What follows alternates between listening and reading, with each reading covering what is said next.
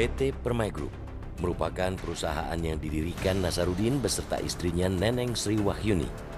Grup perusahaan inilah diduga dipakai Nazarudin untuk bermain proyek pemerintah, termasuk menggunakannya untuk melakukan pencucian uang dari hasil komisi proyek yang ia dapatkan. Ya, seperti yang tertuang dalam surat dakwaan jaksa, sedikitnya terdapat 33 anak perusahaan di bawah Permai Group yang berada di bawah kendali Muhammad Nazarudin. Dalam persidangan di Pengadilan Tindak Pidana Korupsi pada tanggal 20 Januari 2016, terungkap jika kerajaan bisnis Nazarudin kerap meminjam bendera perusahaan lain untuk menggait sejumlah proyek di pemerintah.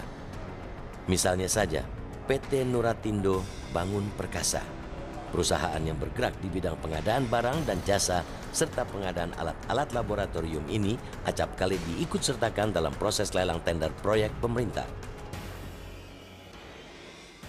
Yang memerintahkan saudara Santi untuk meminjam perusahaan kepada Pak Bantu dan Pak Boris tadi siapa? Apakah saudara atau orang lain?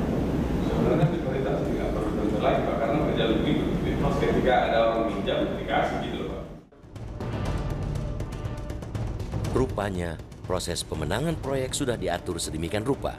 Modusnya adalah dengan meminjam bendera perusahaan untuk diikutsertakan ke dalam rencana lelang proyek-proyek pemerintah.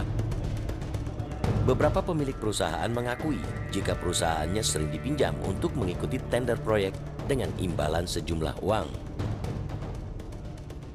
Proyek ITB itu tahun berapa? 2010-an.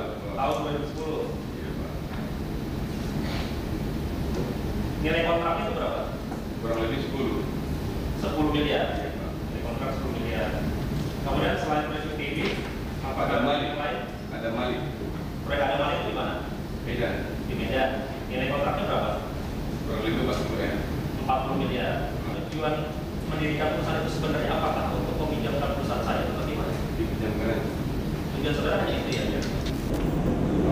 Apakah saudara mendapatkan kompensasi dari apa yang sudah saudara pinjamkan tersebut? Ada kompensasi. Saudara masih ingat berapa nilai nominal uang yang saudara terima? 1,7 miliar ya?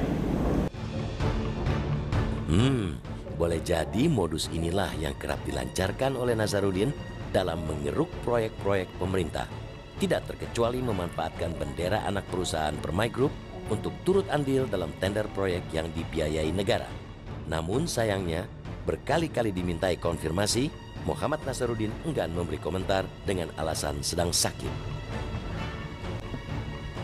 Sakit ya Bang ya? Tadi di dalam nggak sakit.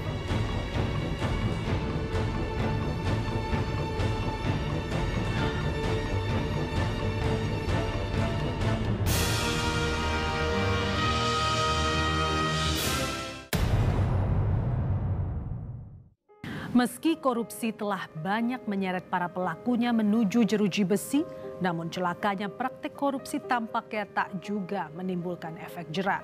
Para koruptor yang gemar menggerogoti uang negara masih saja ada dan terus ada, entah sampai kapan.